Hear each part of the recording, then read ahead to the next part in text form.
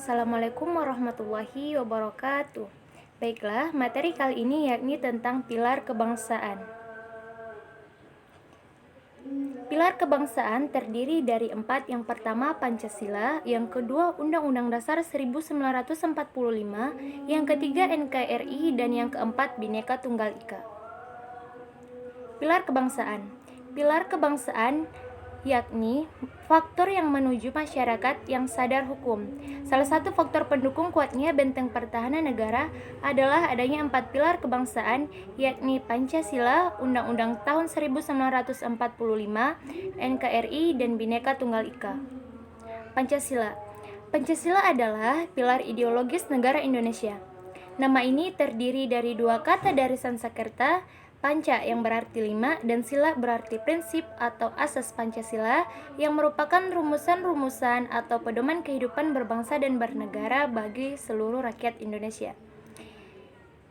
Yang dimana isi Pancasila, yang pertama ketuhanan yang Maha Esa, yang kedua kemanusiaan yang adil dan beradab, yang ketiga persatuan Indonesia, yang keempat kerakyatan yang dipimpin oleh hikmat kebijaksanaan dalam permusyawaratan perwakilan, dan yang kelima yakni keadilan sosial bagi seluruh rakyat Indonesia.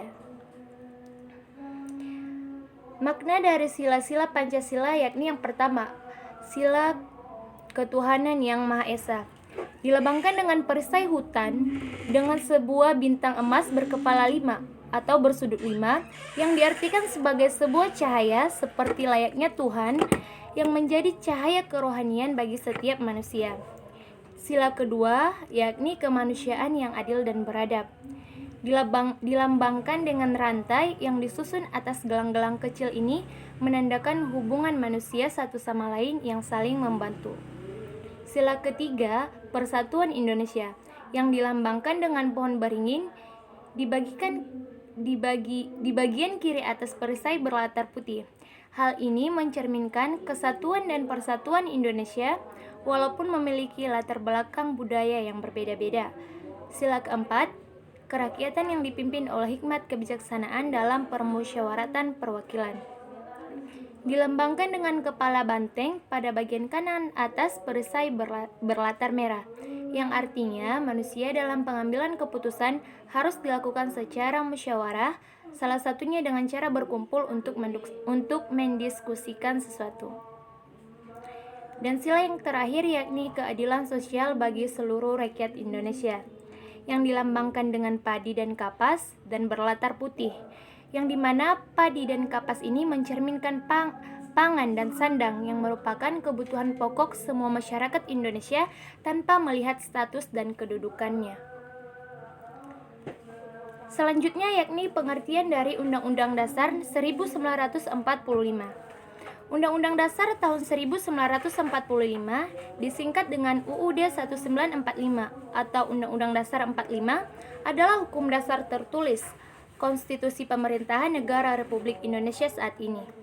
Undang-Undang Dasar 1945 disahkan sebagai Undang-Undang Dasar Negara oleh BPUPKI pada tanggal 18 Agustus tahun 1945. Undang-Undang Dasar 1945 telah mengalami beberapa perubahan pada kurun waktu tahun 1999 sampai 2002.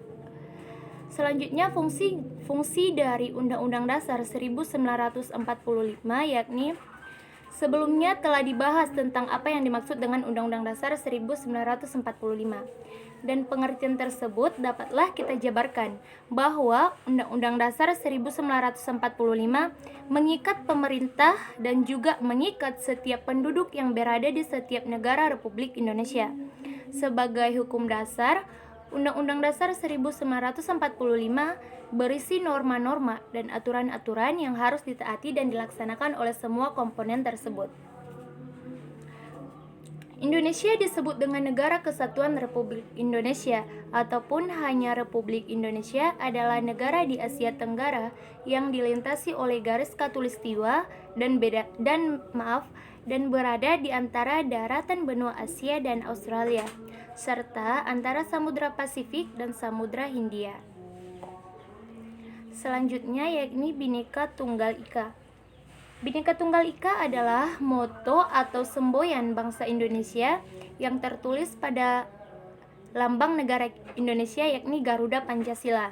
Yang frasa ini berasal dari bahasa Jawa kuno yang artinya adalah berbeda-beda tetapi tetap satu. Bhinneka Tunggal Ika berarti berbeda-beda tetapi tetap satu jua. Makna dari semboyan ini adalah meskipun bangsa Indonesia terdiri dari beragam suku bangsa, budaya, bahasa, agama, dan keragaman lainnya, namun sebagai bangsa yang satu, yaitu bangsa Indonesia. Baiklah, kiranya sekian yang dapat saya sampaikan, kurang dan lebihnya saya mohon maaf.